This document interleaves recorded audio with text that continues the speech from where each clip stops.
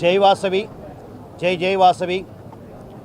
ఈరోజు తెలుగుదేశం పార్టీ రాష్ట్ర palette bureau సభ్యులు శ్రీనివాసరెడ్డి గారి నివాసం వద్ద కడప నగరంలో ఉన్నటువంటి ఆర్యవైశ్యులందరం కూడా పత్రికా సమావేశం ఏర్పాటు చేయడానికి ముఖ్య కారణం, నిన్నటి Telugu Desam party, Bharatiya Janata party, Janasena party యొక్క ఆధ్వర్యంలో ఉమ్మడి మేనిఫెస్టోలో ఆర్యవైశ్యుల ఆత్మగౌరవాన్ని పెంపొందిస్తూ ఆర్యవైశ్యుల కులదైవమైనటువంటి లోకమాత శ్రీ వాసవి కన్యకా పరమేశ్వరి అమ్మవారి ఆత్మార్పణ దినోత్సవాన్ని రాష్ట్ర ప్రభుత్వం అధికారికంగా నిర్వహిస్తామని, ఏదైతే ఆర్యవైశ్యులు మాత్రమే ఇప్పటి వరకు అమ్మవారి త్యాగాన్ని, ఆమె చేసినటువంటి ఆమె హక్కులు ఏదైతే మానవతా విలువలను పెంపొందిస్తూ మహిళల సమానత్వాన్ని, వారి యొక్క ఆత్మగౌరవాన్ని పెంపొందిస్తూ ఆత్మార్పణ గావించి విశ్వమాతగా ఆర్యవైశ్యులందరికీ కూడా ఆమె ఇప్పటి వరకు కూడా ప్రపంచాన్ని ఏ విధంగా అయితే సుభిక్షంగా సురక్షితంగా కాపాడుకుంటూ వస్తుందో, ఆమె యొక్క త్యాగాన్ని గుర్తించినటువంటి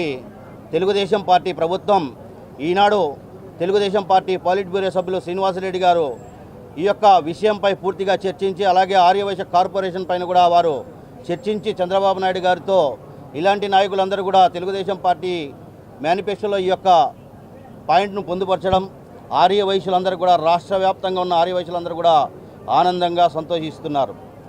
అలాగే ఆర్యవైశ్య కార్పొరేషన్ ఏదైతే ఈనాడు ఆర్యవైశ్య కార్పొరేషన్ మేము చేశామని, మేము ఇచ్చామని చెప్తున్నారో, ఈ యొక్క కార్పొరేషన్ ఏర్పాటు చేసిన ఘనత చంద్రబాబు నాయుడు గారిదే. ఆ రోజు కార్పొరేషన్ ఏర్పాటు చేసి 30 కోట్ల నిధులను ఆర్యవైశ్య కార్పొరేషన్కు కేటాయించడం జరిగింది. 2019లో ఎన్నికల సందర్భంగా ఆ యొక్క కార్యక్రమాన్ని పూర్తి గావించకపోతే ఆనాడు వైఎస్ఆర్సీపీ అధినేత నేను 1000 కోట్ల రూపాయలు ఆర్యవైశ్య కార్పొరేషన్కి ఇస్తానని చెప్పేసి ఆర్యవైశ్యులందరినీ కూడా ఆనాటి మహాసభను కూడా మభ్యపెట్టి ఆర్యవైశ్యులందరూ కూడా ఆనాడు వైఎస్ఆర్సీపీకి సపోర్ట్ చేయడం జరిగింది. కానీ గత 5 సంవత్సరములుగా కేవలం ₹1 కూడా ఆ యొక్క కార్పొరేషన్కు నిధులు విడుదల చేయకుండా ఈరోజు తగుదనమ్మంటూ గత 10 రోజుల కిందట కార్పొరేషన్ డైరెక్టర్లు నియమించాడు. అసలు డైరెక్టర్ అనే పదంకే అర్థం తెలియకుండా, అక్కడ ₹1 నిధి లేకుండా ఆర్యవైశ్యులను మబ్బు పెట్టడానికి, ఆ మభ్య పెట్టే క్రమంలో కొంతమందికి కార్పొరేషన్ డైరెక్టర్ పదవులు ఇచ్చారు. ఈరోజు వైఎస్ఆర్సీపీ నాయకులు చెప్తున్నారు, అమరజీవి పొట్టి శ్రీరాములు గారి జయంతి వర్ధంతి కార్యక్రమాలను మేము చేశామని. 2018, 2019 GO number 67, GO number 68 Chandrababu Naidu గారు ఈ యొక్క కార్యక్రమాన్ని మొదలుపెడితే, ఆ తదుపరి వచ్చినటువంటి జగన్మోహన్ రెడ్డి గారు వారి ఇంటి పక్కన ఉన్న కూతవేడు దూరంలో ఉన్నటువంటి అంజద్ బాషా ఇంటి పక్కన ఉన్న పొట్టి శ్రీరాములు గారికి జయంతి నాడు కానీ, వర్ధంతి నాడు కానీ ఆర్యవైశ్యులు పోయి అక్కడ పూలమాల వేసి అక్కడంతా శుద్ధి చేస్తే తప్పక పరిగణించిన రోజు లేదు. ఈరోజు నగర కార్పొరేషన్ కడప మేయర్ గారు సురేష్ బాబు గారి ఆధ్వర్యంలో ఉన్న వారు ఏ రోజు కూడా వారి యొక్క వర్కర్లను పంపించి అక్కడ శుద్ధి చేసింది లేదు.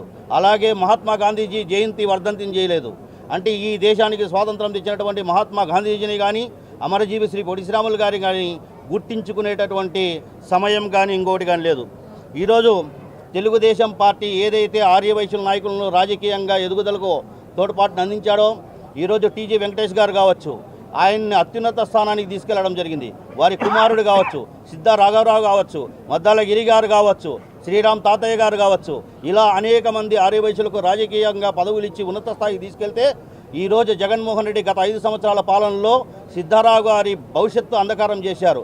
ఈరోజు రోడ్లు భవనాల శాఖ మంత్రిగా చంద్రబాబు నాయుడు గారికి అత్యంత ప్రీతిపాత్రమైన నాయకుడిగా ఎదిగినటువంటి సిద్ధారాఘవరావు గారు ఒంగోలు జిల్లాలో టికెట్ లేకుండా అతన్ని ఇంటికే పరిమితం చేసిన ఘనత ఈ యొక్క జగన్మోహన్ రెడ్డిది.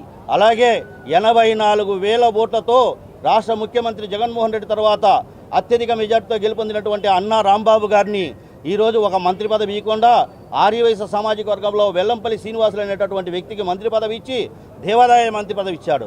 దేవాదాయ మంత్రి పదవి ఇచ్చిన తర్వాత ఆయనకి ఏం బాధ్యతలు ఇచ్చారంటే, ఆ యొక్క ఉత్సవ విగ్రహాలను పగలగొట్టడం, రథాలను కూలగొట్టడం. ఆయన కూలగొట్టిన తర్వాత కొడాలి నానేటటువంటి వ్యక్తి విగ్రహాలు ఏదైతే కూలిపోయాయి రాళ్ళండం, ఉత్సవ విగ్రహాలను, రథాలను ఆ యొక్క చెక్కలతో తగలబన్నాయి మళ్ళీ చేయించుకొచ్చడం. అంటే వీరికి హిందూ ధర్మం పైన, భక్తి భావాలపైన ఏ విధమైనటువంటి విశ్వసనీయత ఉందో రాష్ట్ర ప్రజలందరూ కూడా గమనించడం జరిగింది. అలాగే నవంబర్ 1 ఆంధ్ర రాష్ట్ర అవతరణ దినోత్సవాన్ని మేము ఏర్పాటు చేశామన్నారు. ఆంధ్ర రాష్ట్రాన్ని సాధించినటువంటి ఘనత పొట్టి శ్రీరాములు గారిది అయితే ఆయనకు ఈయన నవంబర్ 1 చేశాడంట. నవంబర్ 1 ఆంధ్ర రాష్ట్ర అవతరణ దినోత్సవం పొట్టి శ్రీరాములు గారి పేరుతో బాధ్యతగా పెట్టినటువంటి వ్యక్తి అదేనాడు వైఎస్ రాజశేఖర రెడ్డి గారి వారోత్సవాలు ఏ విధంగా పెడతాడో ప్రజలకు వివరించాల్సిన బాధ్యత కూడా జగన్మోహన్ రెడ్డి గారికి ఉంది.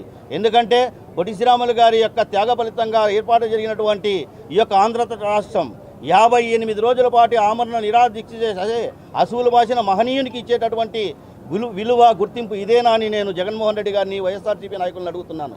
ఈరోజు గత 5 సంవత్సరాలు ఈ కడప నగరంలో ఉన్నటువంటి ఎమ్మెల్యే అంజద్ బాషా గారు ఏ ఒక్క ఆర్యవైశ్యునికి కూడా తన వంతు సహాయ సహకారాలు అందించకపోగా ఆర్యవైశ్యులకు మేమేదో చేశామని చెప్పేసి ఎవరి ద్వారానో ఆ ద్వారా ఈ ద్వారా 5 రోజుల్లో కూలిపోయేటటువంటి ప్రభుత్వం ముందు వచ్చేటటువంటి కార్పొరేషన్ పదవులను నామినేటెడ్ పోస్టులు 2 ఇచ్చేసి ఆ పోస్టులు కూడా దేనికి ధరం కాని పోస్టులు వేసి కుంకుమ పోసుకోవడానికి కూడా చెల్లనటువంటి పోస్టులను ఇచ్చి మేము ఆర్యవైశ్యులకు చేశాం, మాకు అందరూ మద్దతు ఉండమంటున్నాడు. ఈరోజు ఆర్యవైశ్యులందరికీ కూడా మేము ముఖ్యంగా చెప్తున్నాం, తెలుగుదేశం పార్టీ ఏదైతే మాధవిరెడ్డి గారు కావచ్చు, శ్రీనివాసరెడ్డి గారు కావచ్చు, ఆర్యవైశ్యులకు ఎల్లవేళ్ళ తోడ్పాటును అందించేటటువంటి వ్యక్తి. ఆర్యవైశ్య సమస్యలపైన పూర్తి స్థాయిలో వారికి మేము తెలపగా వారు తక్షణమే ఈ యొక్క విషయాన్ని చంద్రబాబు నాయుడు దృష్టికి తీసిపోయి ఆర్యవైశ్యులకు ఏదైతే కార్పొరేషన్ ఏర్పాటు చేశారో ఆ కార్పొరేషన్ కూడా ప్రత్యేక నిధులు సాధించేందుకోసం కృషి చేయమని కూడా ఈ పత్రికా సమావేశం ద్వారా శ్రీనివాసరెడ్డి గారిని కోరుకుంటున్నాం, అలాగే మేడం మాధవిరెడ్డి గారిని కోరుకుంటున్నాం. ఈ యొక్క కార్పొరేషన్కు ప్రత్యేక నిధులు ఏర్పాటు చేసి ఏదైతే ఆర్యవైశ్యుల్లో పేదరికంతో ఈరోజు హోటళ్ళు కావచ్చు, బజ్జీ కొట్లు కావచ్చు, టిఫిన్ సెంటర్లు కావచ్చు, వివిధ వీధుల్లో అనేక ప్రాంతాల్లో ఆర్యవైశ్యులు పేదరికంతో మగ్గిపోతున్నారు, నలుగుతున్నారు. కాబట్టి వారికి తెలుగుదేశం పార్టీ ఏదైతే కార్పొరేషన్ ఏర్పాటు చేసిందో ఆ కార్పొరేషన్ ద్వారా నిధులు ఏర్పాటు చేసి ఈ యొక్క ఆర్యవైశ్య కార్పొరేషన్ను ముఖ్యంగా ముందుకు తీసుకెళ్లాలని కోరుకుంటున్నాం. మరొక్క విషయం, ఆర్యవైశ్య జాతి ఖ్యాతిని వినువ్యాప్తంగా చేసినటువంటి వ్యక్తి, రాజకీయంగా ఉద్దండుడైనటువంటి వ్యక్తి కొణిజేటి రోశయ్య గారు. ఆర్యవైశ్యులు ఎవరైనా చెప్తున్నారు రాజకీయంగా ఎదిగినారంటే కర్నూలు జిల్లాలో ఉన్న పెండకంటి వెంకట సుబ్బయ్య 27 సంవత్సరాల పాటు పార్లమెంటు సభ్యుడిగా ఎన్నికైతే ఆ తదుపరి రాజకీయాల్లోకి వారసత్వంగా తీసుకుని వచ్చినటువంటి కొణిజేటి రోశయ్య గారు ఆంధ్రప్రదేశ్ రాష్ట్ర చరిత్రలోనే కాదు యావత్ భారతదేశ చరిత్రలోనే 16 సార్లు రాష్ట్ర బడ్జెట్ ప్రవేశపెడితే అటువంటి వ్యక్తి పరమపదిస్తే జగన్మోహన్ రెడ్డి తండ్రి గారికి కుడి భుజంగా నిలబడి, వారి తండ్రి గారికి చేదోడుగా వాదోడు నిలబడి, వారి తండ్రి గారు ఏదైతే సంక్షేమ ఫలాలు తీసుకొచ్చాడో ఆ సంక్షేమ ఫలాలకు నిధులు కేటాయించి రాష్ట్రాన్ని ముందుకు తీసుకెళ్చినటువంటి వ్యక్తి. అటువంటి వ్యక్తి పరమపదిస్తే కనీసము పూలదండ కూడా వేయనటువంటి వ్యక్తి ఈ జగన్మోహన్ రెడ్డి గారు. ఆర్యవైశ్యులు చెప్పుకోవడానికి ఏముందో వైఎస్ఆర్సీపీ పార్టీలో ఉన్నటువంటి నాయకులు ఆలోచన చేయండి. ప్రజాస్వామ్యంలో ఒక రాష్ట్ర ముఖ్యమంత్రి, ఒక తెలుగువాడు ఒక రాష్ట్ర ముఖ్యమంత్రిగా, మంత్రిగా, ఎమ్మెల్యేగా, ఎమ్మెల్సీగా, రాష్ట్ర గవర్నర్గా అత్యున్నత స్థాయికి ఎదిగితే ఆ వ్యక్తికి నివాళులు అర్పించినటువంటి వ్యక్తి ముఖ్యమంత్రి జగన్మోహన్ రెడ్డి గారు అయితే ఆయన ఏదో ఆర్యవైశ్యులకు చేస్తాడో మేమందరం కూడా ఒక 10 మంది 15 మంది వాళ్ళ పోస్టుల కోసం, వాళ్ళ మెహర్బానీ కోసం ఆర్యవైశ్యులందరినీ కూడా రాష్ట్ర వ్యాప్తంగా మభ్యపెట్టేటటువంటి చర్యలు చేపడుతున్నారు. కాబట్టి ఆర్యవైశ్యులందరూ కూడా ఆలోచన చేయండి. ఈ రాష్ట్రంలో చంద్రబాబు నాయుడు గారు తీసుకున్నటువంటి ఆలోచన విధానంతో ఆర్యవైశ్యులకు సమానత్వమైన గౌరవం ఇచ్చడం జరిగింది. ఈరోజు రాజకీయంగా విభేదాలున్నా రోశయ్య గారు పరమపదించిన తర్వాత రోశయ్య గారి భౌతిక కాయానికి నివాళులర్పించి వారికి ఘనంగా నివాళులర్పించిన ఘనత కూడా చంద్రబాబు నాయుడే. రాజకీయంగా వ్యతిరేక భావాలు ఉండొచ్చు కానీ వ్యక్తిగతంగా మనస్తత్వంగా అతను ఒక మెనారిటీ, అతను ఒక మెంటల్ సైకో మనస్తత్వంతో ఈ యొక్క వైశ్యుల్ని కించపరిచే చర్యలు చేశాడు. కాబట్టి ఈ వైఎస్ఆర్సీపీని సమూలంగా నిర్మూలించాలని ప్రతి ఆర్యవైశ్యుడు కూడా తెలుగుదేశం పార్టీకి మద్దతు ఇచ్చి తెలుగుదేశం పార్టీని విజయవంతంగా మన యొక్క పరిపాలన ఏర్పాటు చేసుకోవడానికి సహకరించాలని కడపలో మాధవిరెడ్డి గారికి అలాగే శ్రీనివాసరెడ్డి గారి నాయకత్వంలో ఆర్యవైశ్యులందరూ కూడా పనిచేయాలని మనస్ఫూర్తిగా కోరుకుంటున్నాం. జై వాసవి, జై జై వాసవి.